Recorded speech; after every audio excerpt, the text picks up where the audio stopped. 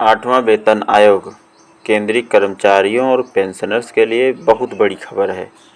आठवें वेतन आयोग में और सैलरी, डीए, पेंशन में बदलाव का पूरा रोड मैप जारी हो गया है और इसी के संबंध में पूरा वीडियो है। आप लोगों को पूरी जानकारी अच्छे से समझ लेना है। एड पे commission TOR full list out. केंद्र सरकार के कर्मचारियों और पेंशन भोगियों के लिए आठवें पे कमीशन को लेकर के एक बहुत बड़ी अपडेट है और केंद्रीय कैबिनेट द्वारा मंजूर किए गए टर्म ऑफ रेफरेंस से ये साफ हो गया है कि नए वेतन आयोग के दायरे में क्या क्या चीज़ें शामिल होंगी और कर्मचारियों की सैलरी, डीए, पेंशन तथा अन्य भत्तों में किस तरह बदलाव होने जा रहे हैं। ये सभी के लिए जानना ज़रूरी है कि क्या क्या बदलाव होंगे आठवें वेतन आयोग में। इस आठवें वेतन आयोग की सिफारिशों को सीधा फ़ायदा देश के लगभग 1 करोड़ से अधिक लोगों को मिलेगा। इसमें लगभग 50 लाख सक्रिय एक्टिव केंद्रीय कर्मचारी और करीब 65 लाख पेंशनभोगी शामिल हैं। एर्थ CPC की इस पूरी लिस्ट में आपके लिए क्या खास है, ये ध्यान से समझेंगे और गठन और समय सीमा ये सब कुछ आपको अच्छे से समझ लेना है। एक अस्थायी निकाय होगा। इसमें एक अध्यक्ष, एक पार्ट टाइम सदस्य और एक सदस्य सचिव शामिल होंगे। आयोग को अपनी अंतिम रिपोर्ट और सिफारिशें सौंपने के लिए 18 महीने का समय है। हालांकि ज़रूरत पड़ने पर आयोग बीच में अंतरिम रिपोर्ट भी सौंप सकता है और इस 18 महीने के समय में लगभग 9-10 महीना होने वाला है। सैलरी, डी और भत्तों में क्या क्या बदलाव हो सकता है, तो टर्म्स ऑफ रेफरेंस के मुताबिक आयोग इन प्रमुख क्षेत्रों में व्यापक बदलाव की जांच करेगा और अपनी सिफारिशें देगा। ये प्रमुख जो ये हैं, ये क्या हैं जो व्यापक बदलाव की जांच करेंगे, तो इसमें आप लोग देख पाएंगे। अच्छे से समझना है। पे मैट्रिक्स और सैलरी स्ट्रक्चर। कर्मचारियों के मूल वेतन और पे मैट्रिक्स को तर्कसंगत बनाया जाएगा ताकि सरकारी सेवाओं में बेहतरीन टैलेंट को आकर्षित किया जा सके। भत्ते, इसमें मुख्य रूप से महंगाई भत्ता और पेंशनर्स के लिए राहत भत्ता, महंगाई राहत जो होता है, DR और HRA की समीक्षा और संशोधन शामिल है। अन्य सुविधाएं और लाभ, कर्मचारियों के सालाना इंक्रीमेंट, प्रमोशन पॉलिसी और समकालीन कामकाजी ज़रूरतों के आधार पर मिलने वाली अन्य नगद या गैर नगद सुविधाओं की समीक्षा की जाएगी।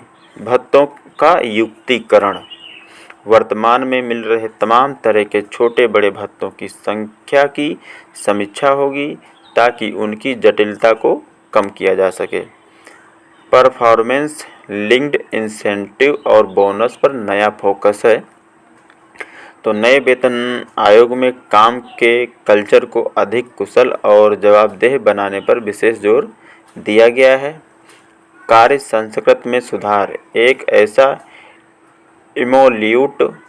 इमोल्यूमेंट स्ट्रक्चर तैयार करना जिससे सरकारी कामकाज में दक्षता, जवाबदेही और जिम्मेदारी को बढ़ावा मिले। और फिर उत्पादकता आधारित बोनस, मौजूदा बोनस योजनाओं की समीक्षा की जाएगी ताकि इसे परफॉर्मेंस से जोड़ा जा सके। इंसेंटिव स्कीम, बेहतर और उत्कृष्ट काम करने वाले कर्मचारियों को पुरस्कृत करने के लिए वित्तीय और प्रदर्शन आधारित मापदंडों के साथ एक नई इंसेंटिव योजना की सिफारिश की जाएगी। और जो पेंशनर्स हैं उनके लिए और NPS UPS के लिए क्या है खास, वेतन आयोग पेंशन भोगियों के हितों और उनकी वित्तीय सुरक्षा की भी पूरी समीक्षा करेगा। NPS और UPS के तहत ग्रेजुटी, राष्ट्रीय पेंशन प्रणाली और एकीकृत पेंशन योजना के दायरे में आने वाले कर्मचारियों के लिए डेथ कम रिटायरमेंट ग्रेजुटी की समीक्षा कर नई सिफारिशें दी जाएंगी। ओल्ड पेंशन धारक जो कर्मचारी एनपीएस या यूपीएस के दायरे में नहीं हैं, उनकी ग्रेजुटी और मासिक पेंशन भी विस्तृत समीक्षा की जाएगी। इसके अलावा बिना अंशदान वाली गैर अंशदायी पेंशन योजना की बिना फंड वाली लागत का भी आकलन किया जाएगा। सिफारिशें तय करते समय किन बातों का ध्यान रखा जाएगा? तो केवल एक तरफा सिफारिशें नहीं देगा, बल्कि उसे देश की आर्थिक स्थिति को भी ध्यान में रखना होगा। देश की आर्थिक स्थिति और राजकोषीय विवेक, सरकार के खजाने पर बहुत ज़्यादा वित्तीय बोझ ना पड़े, इसका ध्यान रखा जाएगा। यह सुनिश्चित किया जाएगा कि वेतन बढ़ाने के बाद भी देश के विकास कार्यों और जन कल्याणकारी योजनाओं के लिए पर्याप्त बजट बचा रहे। अब इसका केंद्रीय वेतन आयोग की सिफारिशों को आमतौर पर राज्य सरकारें भी कुछ संशोधनों के साथ लागू करती हैं। इसलिए राज्य सरकारें की वित्तीय स्थिति पर पड़ने वाले संभावित प्रभाव का भी आकलन होगा। और पब्लिक सेक्टर अंडरटेकिंग्स और प्राइवेट सेक्टर से कर्मचारियों को मिलने वाली सैलरी, वर्किंग कंडीशन और बेनिफिट्स की तुलना भी की जाएगी। और इसके लिए कौन कौन लोग पात्र होंगे, कौन कौन से कर्मचारी? तो केंद्रीय कर्मचारी इंडस्ट्रियल और नॉन इंडस्ट्रियल दोनों, अखिल भारतीय सेवाओं के अधिकारी, सशस्त्र रक्षा बल के कर्मी, केंद्र शासित प्रदेशों के कर्मचारी, भारतीय लेखा परीक्षा और लेखा विभाग के अधिकारी व कर्मचारी, संसद के अधिनियमों के तहत स्थापित नियामक निकायों के सदस्य आरबीआई को छोड़ करके, सुप्रीम कोर्ट के अधिकारी और कर्मचारी, केंद्र शासित प्रदेशों द्वारा वहन किए जाने वाले खर्च वाले हाई कोर्ट के कर्मचारी, केंद्र शासित प्रदेशों की अधीनस्थ अदालतों के जो न्यायिक अधिकारी हैं उनके लिए।